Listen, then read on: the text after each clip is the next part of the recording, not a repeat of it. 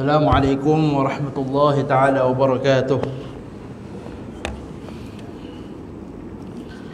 A'udzu billahi minasy syaithanir rajim. Bismillahirrahmanirrahim. Alhamdulillahi rabbil alamin. Wassalatu wassalamu ala asyrafil anbiya'il mursalin sayyidina wa nabiyyina Muhammad wa ala alihi wa ashabihi ajma'in. Qala rabbi shrah li sadri wa yassir li amri wahlul 'uqdatam min lisani yafqahu qawli subhanaka la 'ilma lana illa ma 'allamtana innaka antal 'alimul hakim wa la hawla wa la quwwata illa billahil 'aliyyil 'azim. Asyhadu an la ilaha illallah wahdahu la syarika lah وأشهد أن سيدنا محمدا عبده ورسوله اللهم صل وسلم على نبينا محمد وعلى آله وأصحابه ومن دعا بدعوته وما استنى بسنته ومن جهد بجهاده إلى يوم الدين. أما بعد. Dihormati lagi dikasihi seluruh jawatan kuasa pengurusan pentadbiran surau, imam-imam, bilal-bilal, para asatizah, tuan-tuan guru, muslimin, muslimat, hadirin, hadirat, ibu-ibu, ayah-ayah, adik kakak, abang-abang yang dirahmati Allah sekalian. Alhamdulillah. Marilah kita sama-sama memanjatkan syukur dan puji kepada Allah Subhanahu wa taala kerana sehingga ke hari ini masih lagi Allah Subhanahu wa taala memberikan kita nyawa untuk kita meneruskan kehidupan kita di atas muka dunia ini. Dapat lagi kita melangkah ke tahun baharu 1446 Hijrah yang kita sambut baru-baru ini dalam awal Muharram. Mudah-mudahan dengan bertambahnya usia kita, dengan masuknya kita pada tahun baru ini, kita mengambil semangat hijrah Rasul sallallahu alaihi wasallam, semangat hijrah para sahabat yang terpaksa bersedia mengorbankan segala macam harta, mengorbankan segala macam benda, lebih mereka sayangi untuk melaksanakan syariat dan perintah Allah dan Rasul daripada benda-benda yang mereka ada, benda-benda keduniaan yang mereka miliki, untuk melaksanakan perintah hijrah. Mudah-mudahan itulah satu semangat yang kita kena ambil daripada peristiwa hijrah ini, iaitulah semangat untuk berkorban, semangat untuk bersedia mengorbankan apa sahaja dalam nak melaksanakan perintah Allah dan perintah Rasul. Di atas iman mereka yang kuat, di atas iman mereka yang benar, di atas pergantungan mereka terhadap janji Allah, tawakal mereka yang tinggi kepada Allah Subhanahu wa taala, lalu terlaksanalah peristiwa hijrah tersebut, sehingga kita tengok cerita-cerita para sahabat yang melaksanakan hijrah ni cukup hebat. Cukup hebat. Saya nak sebut begitu kerana apa, tuan-tuan dan puan-puan, muslimin muslimat yang dirahmati Allah sekalian? Masyarakat kita semakin hari semakin nipis pergantungannya terhadap Allah Subhanahu wa taala. Semakin hari masyarakat kita telah ditanam seolah-olah apa yang kita peroleh pada hari ini, apa yang kita kecapi pada hari ini di dunia ini, semuanya kerana cerdik kita, semuanya kerana hebat kita, semuanya kerana kita, bukan daripada Allah dah. Kita dah tak letak ke tepi Allah itu. Ini yang berlaku di dalam masyarakat kita hari ini. Dan kalau kita tengok isu yang disebut 2-3 hari ini, isu terutamanya di kalangan anak-anak muda, isu child free, pemikiran untuk tidak mahu anak, tak nak anak. Kerana apa? Kerana fikirkan anak ni satu beban, kerana fikir anak ni menambah bebanan keuangan, kerana fikir mereka akan lebih miskin bila mereka ada anak. Jadi mereka langsung tak nak ada anak. Bahkan sampai satu tahap budak-budak sekarang apabila dah terlalu fikir kehidupan mereka ini duit, sampai ada yang tak nak kahwin pun, tak nak kahwin. Sedangkan kahwin itu merupakan syariat Islam, perintah Allah, perintah Nabi. Nabi suruh berkahwin, tak nak kahwin. Sebab apa? Fikir aku pun makan sendiri pun tak cukup, nak sara diri sendiri pun itu tak cukup, ini nak cukup, ini nak ada laki, nak ada isteri, nak ada anak pula. Tak boleh. Ini yang sedang berlaku. Nipisnya pergantungan anak-anak muda kita hari ini terhadap Allah Subhanahu wa taala, sehingga mereka boleh termakan ataupun terjerumus di dalam pemikiran menolak, sehingga sampai menolak syariat Allah Subhanahu wa taala. Sedangkan dalam Al-Quran jelas Allah Subhanahu wa taala sebut, wala taqtulu auladakum khasyata imlaq, jangan kamu tolak anak, jangan kamu bunuh anak kamu hanya kerana kamu takutkan kemiskinan. Allah larang. Ni apatah lagi sampai tahap tak nak berkahwin sebab tak nak anak. Tak nak anak. Ini satu perkara yang bahaya yang kita kena sedar dan kena tangani. Cuba tengok ahli keluarga kita, sanak saudara kita, jiran-jiran kita, jangan sampai ke tahap mereka menolak syariat kerana terlalu memikirkan urusan dunia mereka. Nabi dan para sahabat dulu kalau fikir pasal perkara-perkara yang merisaukan mereka, tak jadi hijrah. Nak berhijrah daripada Mekah pergi ke Madinah 500 km lebih kurang, berjalan kakinya dengan bekalan makanannya, dengan itu, dengan ini, dengan haiwan buasnya, macam mana nanti. Kalau fikir semua benda tu tak menyerahkan semuanya kepada Allah, tak jadi hijrah. Tapi sebab pergantungan mereka terhadap Allah Subhanahu wa taala yang tinggi, iman mereka yang ikhlas, pegang pada janji Allah, maka Allah Subhanahu wa taala pelihara mereka dalam melaksanakan perintah dan syariat Allah Subhanahu wa taala. Jadi mudah-mudahan 1446 Hijri ini memberi kita nafas yang baharu dalam kita beragama, dalam kita berkehidupan, dan menjadikan Islam ini sebagai panduan untuk kita hidup di atas muka bumi ini, dari terjebak kepada pemikiran-pemikiran yang jauh dan bertentangan dengan syariat Islam, mudah-mudahan insya-Allah. Muslimin muslimat, tuan-tuan, puan-puan, ibu-ibu, ayah-ayah sekalian, kita sambung pengajian kita daripada kitab Asyaratus Sa'ah, tanda-tanda hari kiamat. Dan masih lagi kita tidak habis membahaskan tentang tanda-tanda kecil hari kiamat. Di dalam topik kita memberikan contoh-contoh tanda-tanda kecil hari kiamat yang telah berlaku di bawah tajuk berlakunya fitnah, bertebarannya fitnah. Kita dah bahas dan berikan pengenalan maksud apakah yang dimaksudkan dengan fitnah, iaitulah peristiwa-peristiwa yang merosakkan umat Islam, yang menggegarkan iman orang Islam, yang memecah belahkan umat Islam. Dan kita dah baca beberapa contoh, di antaranya perang Jamal, perang Siffin, sehinggalah pada pertemuan kita bulan lalu kita cerita tentang Khawarij, munculnya puak-puak Khawarij. Dan kita telah kupas beberapa cerita ataupun pengenalan ringkas sejarah daripada mana keluarnya puak-puak Khawarij ini, apakah sifat-sifatnya. Mudah-mudahan kita terselamat daripada sikap ataupun ciri-ciri mereka yang Khawarij, yang nak membunuh orang Islam, yang nak menentang orang Islam. Jadi kita sambung sedikit apa yang ditulis oleh penulis kitab ini. Dia membawakan beberapa hadis Nabi SAW mengenai amaran-amaran Nabi SAW terhadap puak-puak Khawarij ini. Ada amaran-amaran Nabi SAW. Kata penulis kitab rahimahullah, hafizahullah, dan telah dikhabarkan kepada kita oleh Nabi SAW dengan keluarnya kumpulan ini, yakni kumpulan Khawarij ini di dalam umat ini.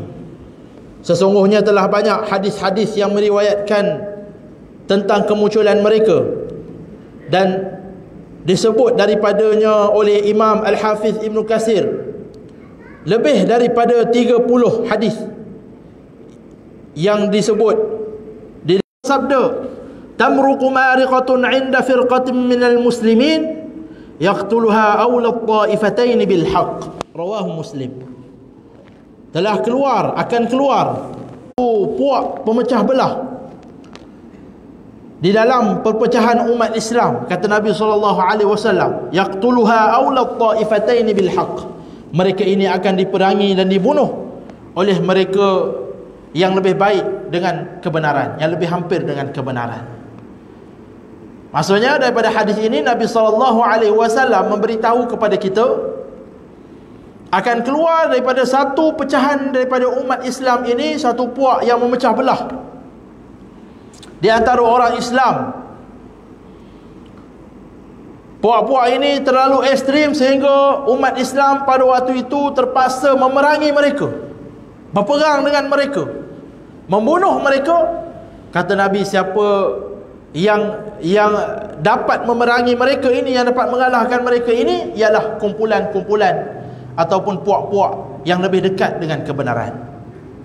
Maksudnya Nabi SAW cerita akhir zaman di kalangan umat Nabi Muhammad ini akan keluar puak-puak yang nama Khawarij ini, dan puak-puak Khawarij ini akan diperangi oleh mereka yang dekat dengan kebenaran. Itu yang berlaku seperti mana yang kita telah sebutkan pada pertemuan yang lalu, bagaimana Sayyidina Ali bin Abi Talib setelah menyeru di saat mula-mula bibit permulaan timbulnya puak-puak Khawarij, ideologi Khawarij ini, setelah Ali kata jangan berpecah, kamu tak bersetuju macam mana sekalipun, jangan memerangi, jangan buat kerosakan, tapi mereka bersikap untuk mengkafirkan para sahabat, membunuh para sahabat, membunuh orang Islam yang tidak setuju dengan mereka. Akhirnya Sayyidina Ali sudah bersabar, dan dengan kerosakan yang puak-puak Khawarij ini buat, lalu dia perangi puak-puak Khawarij ini sehingga mereka kalah seluruhnya.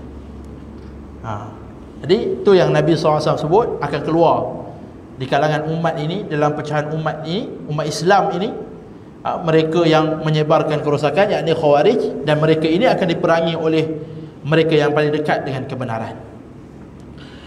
Dan daripada Abu Sa'id Al-Khudri radhiyallahu anhu juga, bahwasanya ketika mana beliau ditanya tentang Harauriyah, puak-puak Harauriyah,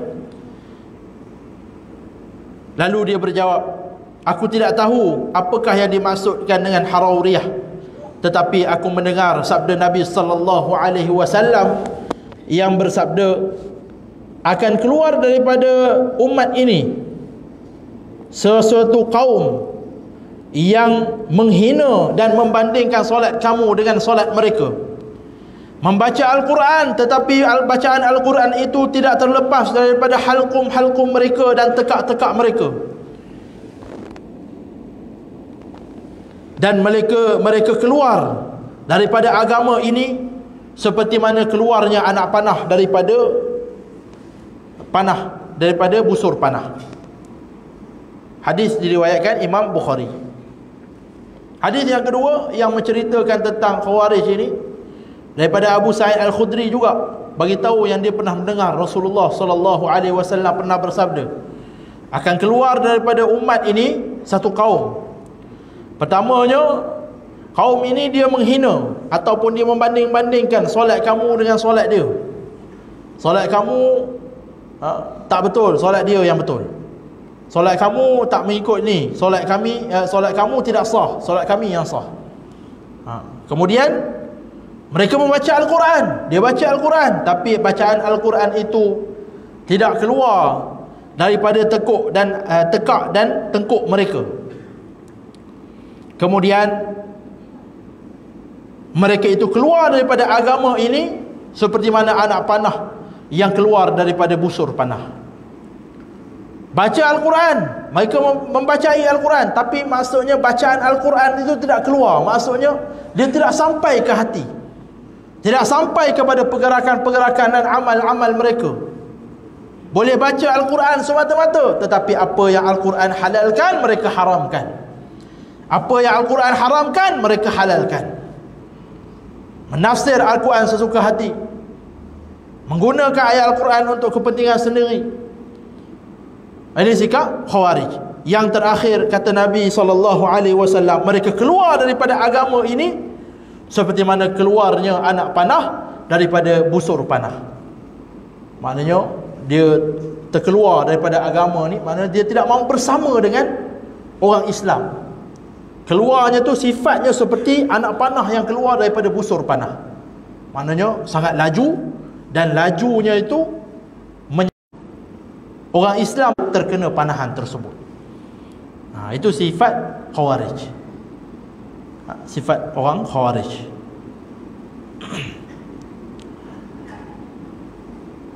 Kemudian kata penulis, sesungguhnya Nabi SAW telah memerintahkan untuk membunuh puak-puak Khawarij ini.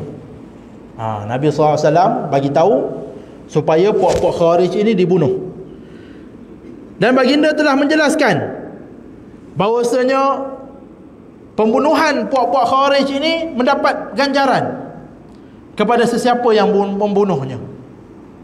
Nabi SAW bagi tahu. Ini menunjukkan dan menjadi dalil bahawasanya rosak dan punahnya puak Khawarij ini, jauhnya mereka dengan Islam, dan mudaratnya sangat besar kepada ummah, seperti apa yang telah mereka lakukan dan mereka tinggalkan pada peristiwa-peristiwa fitnah yang kita sebutkan, dan kegusaran-kegusaran kepada umat Islam. Nabi SAW bagi tahu suruh bunuh orang-orang Khawarij ini. Kerana apa? Kerana bahkan Nabi SAW beritahu siapa yang membunuh dapat pahala. Sebab apa? Sebab mereka ini memberi mudarat yang sangat besar terhadap umat. Rosaknya akidah mereka dan jauhnya mereka daripada nilai-nilai Islam. Apa dia yang menyebabkan mereka ni jauh, tersesat, jauh dengan nilai-nilai Islam, keluar daripada akidah agama Islam? Sekejap lagi kita cerita apa yang pegangan yang mereka pegang, puak-puak Khawarij. Jadi kita kena faham, orang-orang Khawarij ni Nabi SAW suruh bunuh. Bahkan dapat pahala pula. Nabi beritahu siapa yang membunuh orang Khawarij. Tapi jangan kita bila malam ni dengar, oh Nabi SAW suruh bunuh Khawarij, kita pun pakai cari siapa Khawarij. Siapa nak pergi bunuh? Tak semudah tu. Kita kena ingat, kita belajar hari ni tentang cerita-cerita orang Khawarij, sifat-sifat Khawarij, sejarah macam mana mereka sebut ataupun mereka mengkafirkan orang Islam dan sebagainya. Seperti mana yang kita sebut sebelum ini, antara ideologi orang Khawarij ini, mereka nak berpecah belahkan umat Islam. Mereka tak nak bersatu dengan orang Islam. Lalu dia mengambil keputusan, sesiapa yang tidak setuju dengan dia, bunuh. Hatta sampai Sayyidina Ali pun dikafirkannya. Sayyidina Ali, khalifah umat Islam pada waktu itu, seorang sahabat Nabi SAW, Ahlul Bait, dikafirkannya. Kerana mereka menyeru kepada, mereka tidak mahu nampak penyatuan, dan mereka tidak setuju, paling tidak setuju apabila Sayyidina Ali bin Abi Talib membuat majlis tahkim dengan Muawiyah, tidak mahu berperang dengan Muawiyah. Mereka paling tidak setuju itu. Itulah bibit permulaan bagaimana mereka keluar daripada bai'ah mereka kepada Ali radhiyallahu anhu. Itu mengakibatkan mereka ini tidak mahu melihat umat Islam bersatu. Itu asasnya bagaimana keluarnya ideologi Khawarij ini. Jadi kalau kita faham bagaimana Khawarij ini adalah satu ideologi yang diasaskan oleh pemikiran untuk tidak mahu melihat umat Islam bersatu padu, menjadi kuat, maka menjadi satu panduan kepada kita. Sebelum kita nak label siapa-siapa sebagai Khawarij ataupun kita nak mengkhawarijkan orang, kita kena tengok dulu sebenarnya kalau sikap kita nak mengkhawarijkan orang itu, tidakkah itu salah satu daripada sifat dan sikap Khawarij? Mengkafirkan orang, mentidakbetulkan orang, membuat orang merasa resah, sebab salah, gelisah. Tidakkah itu salah satu sifat-sifat Khawarij yang kita ceritakan ini? Kamu tak betul, kamu Khawarij. Khawarij bila kita sebut ni, dia kafir. Kafir. Nabi SAW sebut sehingga ada pahala membunuh mereka yang Khawarij. Jadi hati-hati. Jangan kita malam ni kita dengar, oh dapat pahala ni orang bunuh orang Khawarij. Kita pun suka-suka membuat andaian, mencari, melabel sesuka hati, orang tu Khawarij, orang ni Khawarij, bunuh. Bukan semudah itu. Bukan semudah itu. Jadi hati-hati, jangan terperangkap. Di dalam kitab Sahihain, dalam dua kitab sahih Nabi, kitab sahih Imam Bukhari dan Muslim radhiyallahu anhum ajma'in, daripada Ali radhiyallahu anhu berkata, aku telah mendengar Nabi sallallahu alaihi wasallam bersabda, sayakhruju qaumun fi akhir az-zaman ahdathul asnan sufaha'ul ahlam yaquluna min khairin qaulil bariyah la yujawiz imanuhum hanajirhum يمرقون من الدين كما يمرق السهم من الرمية فأينما لقيتموهم فاقتلوهم فإن في قتلهم أجرا لمن قتلهم يوم القيامة. Ini hadis yang Nabi SAW sebut, yang orang yang membunuh puak-puak Khawarij yang telah rosak akidah mereka ini mendapat pahala. Kata Nabi SAW, sayakhruju qaumun fi akhir zaman, akan keluar satu kaum di akhir zaman, ahdathul asnan, mereka ini muda-muda orangnya, orang-orang yang muda, sufahaul ahlam, cita-cita dan impian mereka mempunyai cita-cita dan impian yang bodoh. Kata Nabi SAW, yaquluna min khairin qaulal bariyah, dia bercakap perkara yang nampak macam baik dengan perkataan-perkataan yang baik, akan tetapi la yujawizu imanuhum hanajirihim, sedangkan mereka bercakap benda-benda baik itu, iman mereka sebenarnya tak keluar pun lepas daripada anak tekak mereka. Yamruquna minad din kama yamruqus sahmi minar ramiyah, mereka membuat kerosakan dan keluar daripada agama ini seperti mana keluarnya anak panah daripada busurnya. Fa aynama laqaitumuhum, bila mana, oleh itu sekira mana kamu berjumpa dengan puak-puak ini ataupun sempat bertemu dengan puak-puak seperti ini, faqtuluhum, kata Nabi SAW, perangi mereka, bunuh mereka. Fa inna fi qatlihim ajran, sesungguhnya memerangi mereka ini mendapat ganjaran kepada sesiapa yang membunuhnya ataupun memeranginya pada hari kiamat. Ini hadis Nabi SAW panjang, cerita tentang sifat-sifat orang Khawarij dan pahala kepada mereka yang memerangi dan membunuh orang Khawarij pada hari kiamat. Jadi kita kena tahu dan kita kena faham, memerangi dan membunuh puak-puak Khawarij ni, betul Nabi SAW sebut ada ganjarannya. Cuma kita kena berhati-hati dari sudut siapakah Khawarij itu. Kalau kita nak kata di zaman kita ini, kita nak cakap orang Khawarij tu, jangan sampai kita menjadi Khawarij. Khawarij ni sifat dia mengkafirkan orang itu, mengkafirkan orang ini, tak betul dengan dia, bunuh, tak betul dengan ni. Bila kita mengkhawarijkan orang, itu maksudnya kita telah mengkafirkan orang, mengkafirkan saudara se-Islam kita, menimbulkan perpecahan, membuat kerosakan di dalam umat Islam. Tidakkah itu salah satu sifat-sifat orang-orang yang menganut ideologi ataupun fahaman Khawarij? Jadi kena hati-hati. Kena hati-hati. Telah berkata Imam Bukhari, sesungguhnya Ibnu Umar melihat mereka ini, yakni mereka Khawarij ini, seburuk-buruk makhluk Allah Subhanahu wa taala. Ibnu Umar mengatakan puak-puak Khawarij ini dengan kerosakan yang mereka buat pada zaman Ibnu Umar, dia kata mereka ini seburuk-buruk makhluk Allah. Kenapa? Kata Ibnu Umar, innahum intalaqu ila ayatin nazalat fil kuffar faja'aluha 'alal mu'minin. Mereka itu mengambil ayat-ayat yang diturunkan kepada orang kafir, lalu mereka letak pada kepala orang-orang yang beriman. Orang yang beriman, orang yang ada ilmu, orang yang belajar dengan Nabi SAW, alim tentang agama ini, mereka ambil ayat yang diturunkan kepada orang kafir, celaan kepada orang kafir, mereka kata ini ayat ini ditujukan kepada orang beriman seperti ini. Itu sikap orang yang Khawarij. Lepas tu Ibnu Umar kata mereka ini seburuk-buruk makhluk Allah Subhanahu wa taala. Kemudian Imam Ibnu Hajar, seorang ulama hadis, menyebut, Al-Hafiz bin Ibn Hajar mengatakan, sesungguhnya telah besar kerosakan dan ujian daripada puak-puak Khawarij ini, dan terlalu luas kesesatan dan kerosakan pada akidah mereka. Kata Imam Al-Hafiz Ibn Hajar, puak-puak Khawarij ini telah melakukan banyak kerosakan-kerosakan yang besar ketika mana mereka tercetus pada bermula pada zaman Sayyidina Ali radhiyallahu anhu. Kemudian akidah mereka banyak yang menyimpang dan merosakkan. Apa dia? Mereka telah membatalkan rejam kepada perempuan yang muhsin. Rejam kepada perempuan, mereka kata tak perlu rejam. Dia mengubah hukum Allah Subhanahu wa taala.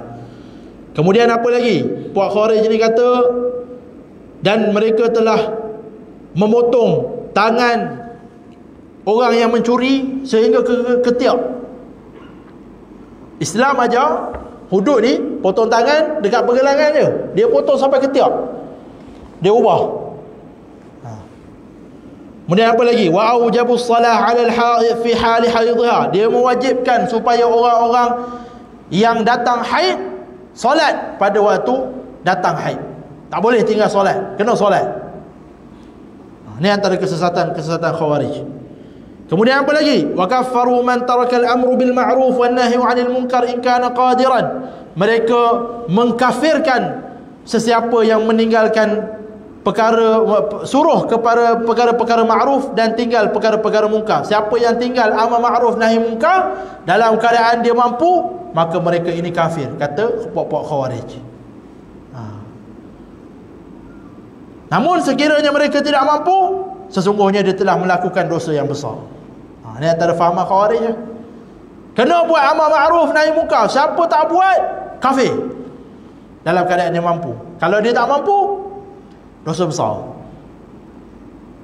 Ini menarik. Sebab apa? Sebab pada mereka dosa besar pun kafir. Jadi kafir jugalah, walaupun mampu dan tak mampu, tak buat amar ma'ruf nahi munkar, kafir. Kemudian apa lagi kata Ibn Hajar? Mereka menghukum orang yang melakukan dosa-dosa besar pada mereka ialah dengan hukum kafir. Tadi ya. Kalau buat amar ma'ruf nahi munkar, tak buat dalam keadaan dia tak mampu, berdosa besar, kafir juga. Kalau dia mampu tapi tak buat amar ma'ruf nahi munkar, kafir juga. Sebab apa? Sebab mereka menghukum sesiapa yang membuat dosa-dosa besar, kafir. Nampak? Senang betul. Kafir. Ini manhaj ataupun pemikiran ideologi Khawarij. Apa lagi?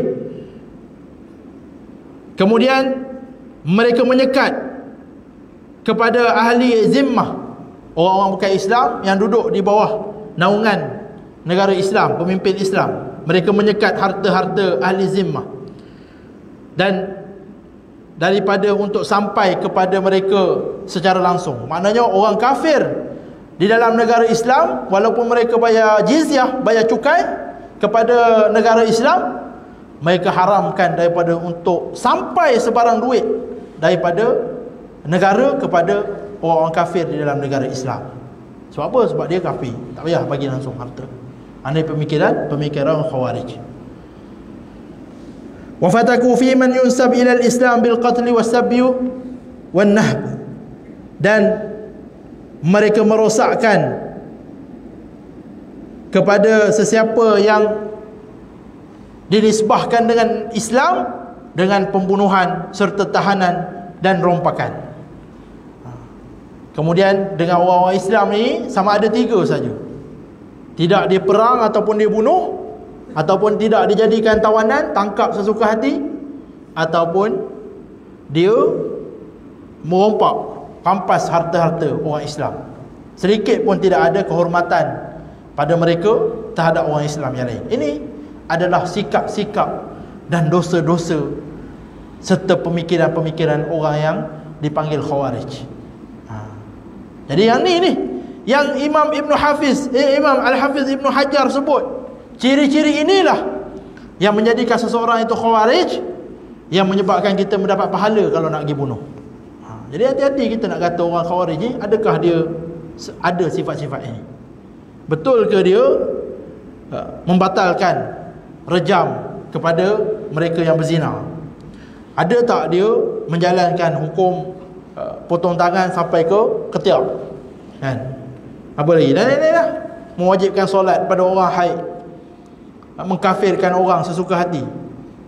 Kemudian dengan orang Islam sendiri, dia bunuh sesuka hati, dia rompak sesuka hati, dia tangkap sesuka hati.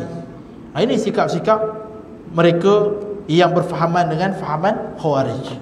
Yang inilah yang Nabi SAW maksudkan di dalam hadis-hadis yang telah kita baca tadi, yang Nabi kata dapat pahala kalau kita perang ataupun bunuh dengan puak-puak Khawarij ni. Jadi sebab tu saya sebut tadi, kita hati-hati. Kita nak mengkafirkan orang ke, nak sebut orang tu sesat ke, nak sebut orang tu Khawarij sekalipun, nak sebut orang tu Syiah ke, apa-apa saja kita nak sebut ataupun label orang ni, tengok dulu, jangan main lepas saja. Takut-takut kita tu telah menempatkan diri kita pada tuduhan yang kita lempar. Kita nak kata orang Khawarij tu Khawarij, ni Khawarij lah. Sikap kita mengkhawarijkan orang itu menjadikan kita Khawarij. Jadi hati-hati. Dan Islam sebenarnya tidak mengajar kita untuk label-melabel ni.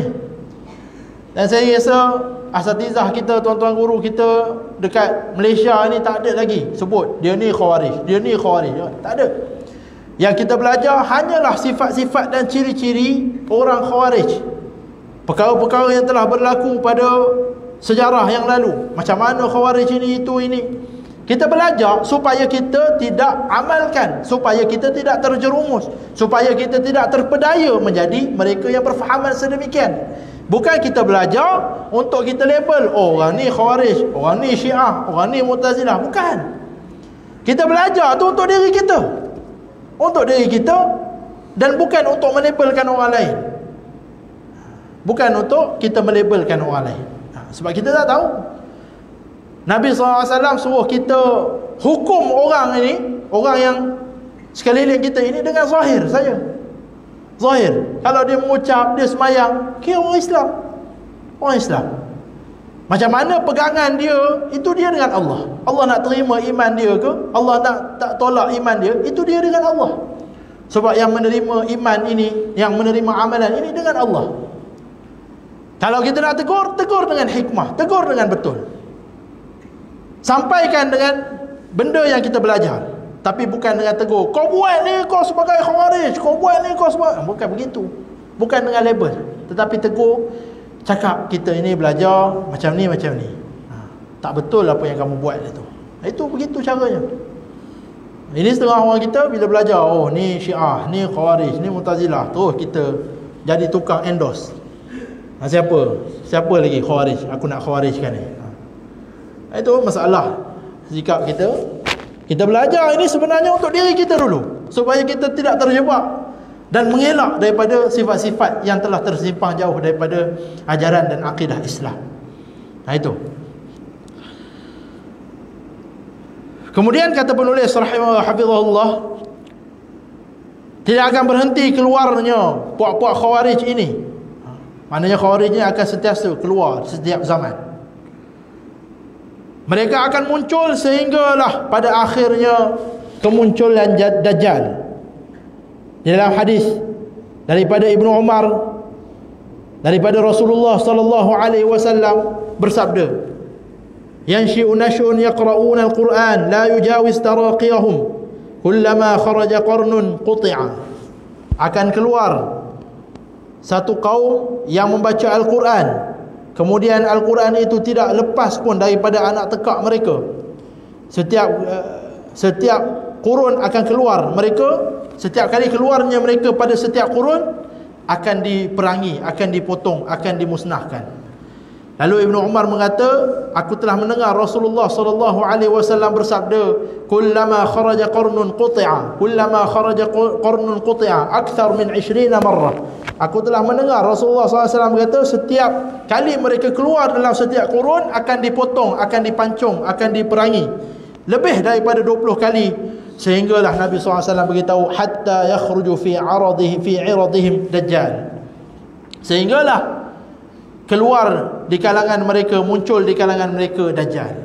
Maknanya Nabi SAW beritahu, fahaman ataupun ideologi ataupun mereka yang berfikiran, berpendirian, bersikap dengan sikap Khawarij ini akan muncul setiap kurun.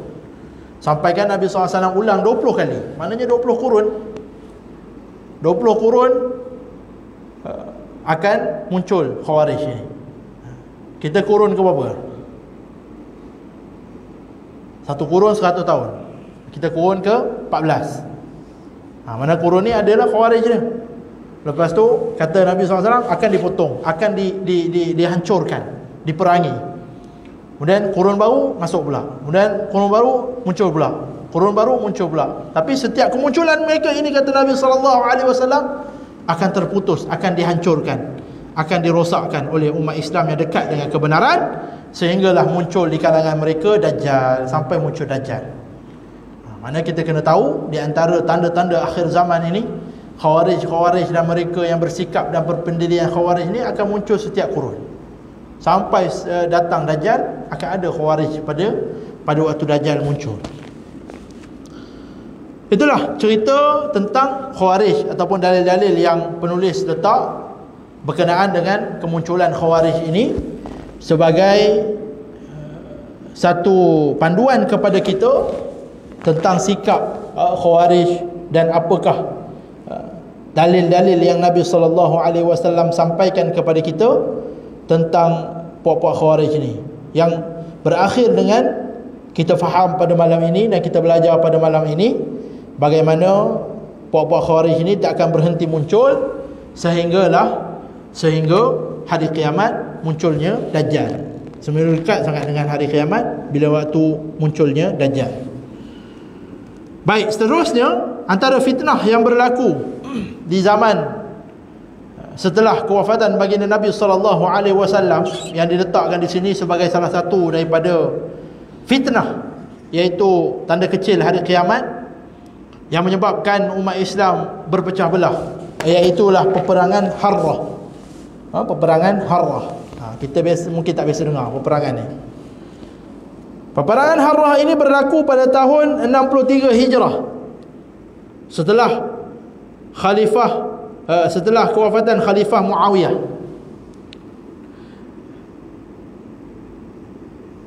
Khalifah Muawiyah setelah mengambil alih pemerintahan Islam daripada Sayyidina Husain bin Ali radhiyallahu anhu,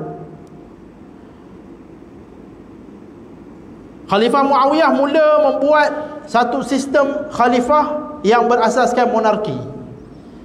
Sebelum ini umat Islam memilih khalifah dengan syura, mesyuarat antara kibar sahabah dengan umat Islam. Kita mesyuarat nak pilih siapa di kalangan kita, di kalangan kita ini nak pilih siapa pemimpin umat Islam. Jadi dia tak terikat dengan mana-mana keluarga ataupun terikat dengan apa-apa nasab dan sebagainya. Sampai habis pada Sayyidina Ali, kemudian dipegang sekejap oleh anaknya, kemudian diberi kepada Sayyidina Muawiyah. Sayyidina Muawiyah melihatkan perlu untuk buat, disebabkan Islam pada waktu itu telah meluas dia punya wilayah kekuasaannya.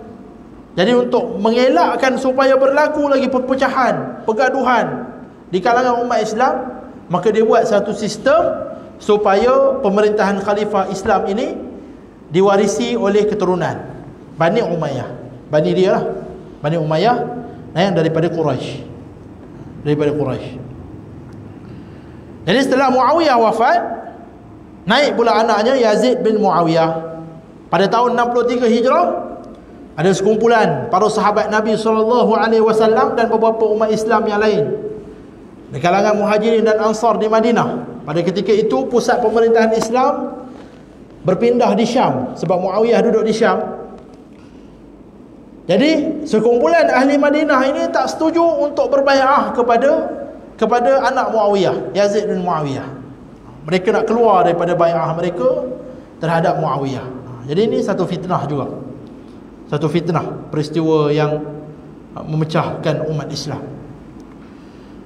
Bila berlaku demikian, anak Muawiyah, Yazid bin Muawiyah ini pergilah menghantar tentera supaya mereka kembali bai'ah kepada khalifah Islam. Sehingga disebut Yazid bin Muawiyah, Khalifah Yazid bin Muawiyah ini memberitahu kepada ahli Madinah supaya mereka kembali untuk berbai'ah kepada khalifah. Tunggu 3 hari, lepas 3 hari kalau mereka tak nak bai'ah, baru kita perang. Dalam peperangan tu, kalau ada yang nak kembali untuk berbai'ah, berhenti perang sampai ke tahap itu. Tapi orang-orang di Madinah ini, mereka tidak, ada beberapa perkara yang mereka tidak setuju dengan pentadbiran Khalifah Yazid bin Muawiyah ini, yang akhirnya mereka tetap dengan pegangan mereka. Lalu berlakulah peperangan, dipanggil peperangan Harrah. Harrah ni maksudnya batu hitam. Di Madinah dulu, geografi Madinah pada waktu itu, Madinah ni sebelah barat dengan timurnya adalah batu-batu hitam. Tempat yang tidak boleh orang biasa, tidak boleh haiwan tunggangan ataupun rombongan perniagaan lalu lalang. Jadi yang berlaku perang ini dipanggil Harrah ni, dia berlaku pada sebelah batu hitam di sebelah timur. Di sebelah timur Madinah. Jadi sebab itu kalau kita tengok Madinah, kalau kita faham cerita sirah Nabi SAW, geografi Madinah ni sebelah timur dengan barat batu hitam, tak boleh rombongan-rombongan ataupun angkatan-angkatan perang nak berperang dekat situ. Belah utara dengan selatan hanyalah tempat yang boleh dilalu lalang. Cuma belah utara Madinah itu ada satu perkampungan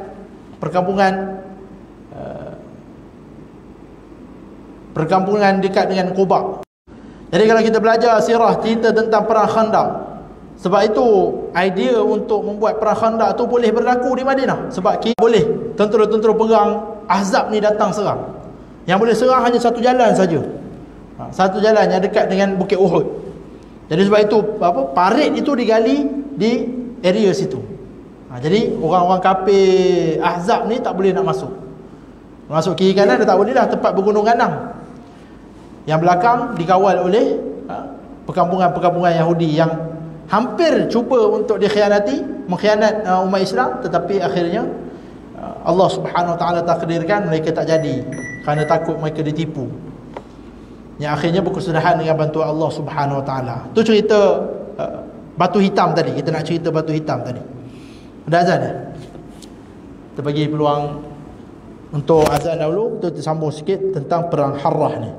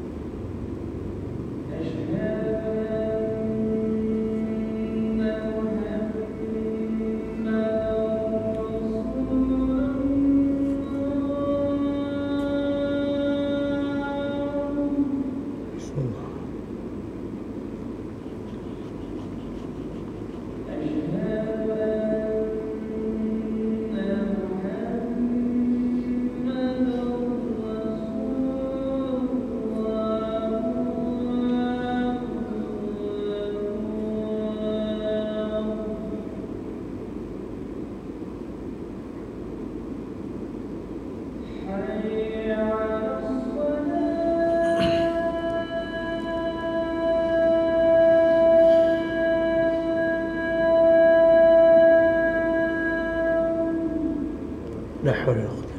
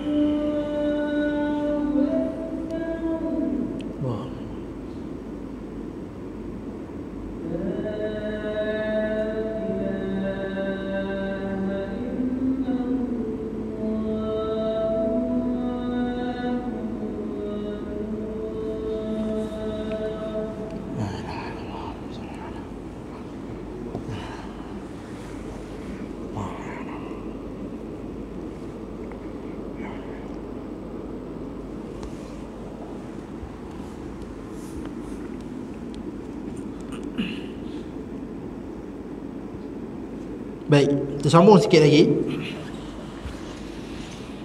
Jadi peperangan Harrah tu kita berlaku dekat dalam Madinah, dan disebut di sini telah terbunuh lebih kurang 700 orang di kalangan para sahabat Muhajirin dan Ansar. 700 orang terbunuh di dalam perang Harrah ini di kalangan para sahabat dan Muhajirin dan Ansar. Dan selain daripada Muhajirin dan Ansar dan para sahabat ini, ada lebih kurang 10,000 selain daripada mereka yang di kalangan para sahabat Muhajirin dan Ansar. Sahabat ni maknanya mereka yang sempat hidup dengan Nabi SAW. Jadi 10,000 orang lebih, 700 daripadanya sahabat Nabi SAW terbunuh di dalam perang Harrah ini. Jadi itu cerita tentang perang Harrah. Kita mungkin jarang dengar kisah ini kerana kisah yang sangat menyayat hati. Jadi kata penulis, setelah daripada beberapa fitnah yang berlaku seperti yang disebutkan, di antara fitnah yang berlaku selepas daripadanya ialah perang Harrah yang masyhur pada zaman Yazid bin Muawiyah,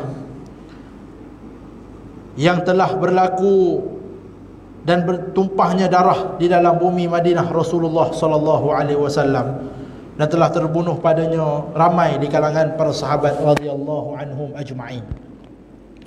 Kata Sa'id bin Musayyib, telah berlaku fitnah yang pertama, maka tidak tinggal di kalangan mereka yang menyertai perang Badar seorang pun. Berlaku fitnah yang pertama yang mengakibatkan tidak tinggal seorang pun yang menyertai perang Badar, kata Sa'id bin Musayyib. Kemudian berlaku fitnah yang kedua, maka tidak tinggal daripada mereka yang menyertai perjanjian Hudaibiyah seorang pun. Lalu dia berkata, aku merasakan kalaulah berlaku yang ketiga, tidak tinggal apa-apa, kerana tidak berlaku manusia yang berfikiran waras. Maksudnya, aku rasakan kalau berlaku yang ketiga, tak ada dah manusia-manusia ataupun umat Islam yang tinggal. Tapi alhamdulillah tidak berlaku, kerana manusia-manusia ini belajar daripada dua fitnah yang pertama tadi. Kata Al-Imam Al-Baghawi, yang dimaksudkan dengan fitnah yang pertama ialah pembunuhan Uthman bin Affan radhiyallahu anhu. Yang dimaksudkan dengan fitnah yang kedua ialah perang Harrah. Jadi yang pertama bila berlaku fitnah Uthman, berlaku perang Jamal, perang Siffin, perang situ, perang ini lawan dengan Khawarij, kata Sa'id bin Musayyib, tak ada seorang dah mereka yang menyertai perang Badar hidup setelah selesai fitnah pembunuhan Uthman bin Affan ini. Jadi maknanya sahabat-sahabat Nabi itu terbunuh. Yang kedua, fitnah kedua berlaku, tidak ada mereka yang menyaksikan perjanjian Hudaibiyah. Perjanjian Hudaibiyah yang terlaksana di antara orang Islam dengan orang musyrikin Mekah. Yang mana orang Islam nak pergi Mekah buat umrah tapi ditahan oleh orang musyrikin Mekah. Dia buat satu perjanjian dinamakan perjanjian Hudaibiyah. Yang perjanjian itulah antara orang musyrikin dengan orang Islam, dengan Nabi SAW. Antaranya orang Mekah kalau pergi Madinah tanpa izin kena pulang balik. Tapi orang Madinah kalau lari ke Mekah tanpa izin boleh, tak apa.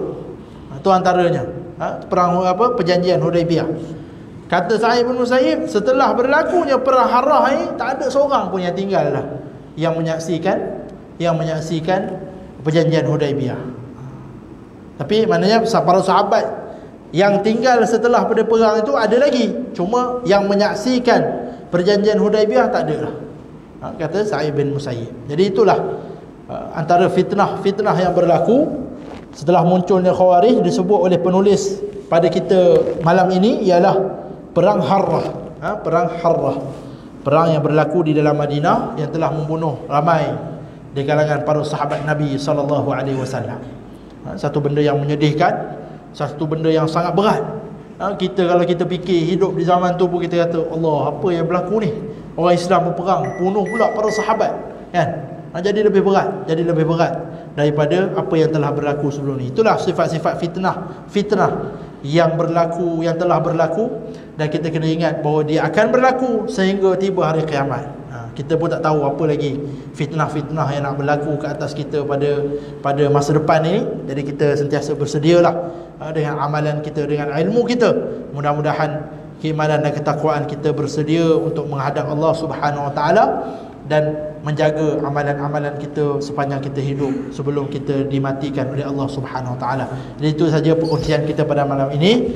Qul qawli hadza wa astaghfirullah li wa lakum. Subhanakallahumma wa bihamdika nashhadu an la ilaha illa anta wa nastaghfiruka wa natubu ilaik. A'udzubillahi minasyaitonir rajim. Bismillahirrahmanirrahim. Alhamdulillahi rabbil alamin. Wassalatu wassalamu ala asyrafil anbiya'il mursalin sayyidina wa nabiyyina Muhammad wa ala alihi wa ashabihi ajma'in. اللهم اغفر لنا ذنوبنا ولوالدينا وارحمهم كما ربونا صغارا. اللهم اختم لنا بحسن الخاتمة ولا تختم علينا يا الله بسوء الخاتمة. اللهم فقهنا في الدين وعلمنا التأويل. اللهم إنا نسألك علما نافعا ورزقا طيبا وعملا متقبلا. اللهم اجعلنا ممن يستمعون القول فيتبعون أحسنه. وصلى الله على نبينا محمد وعلى آله وأصحابه وسلم والحمد لله رب العالمين. السلام عليكم ورحمة الله تعالى وبركاته.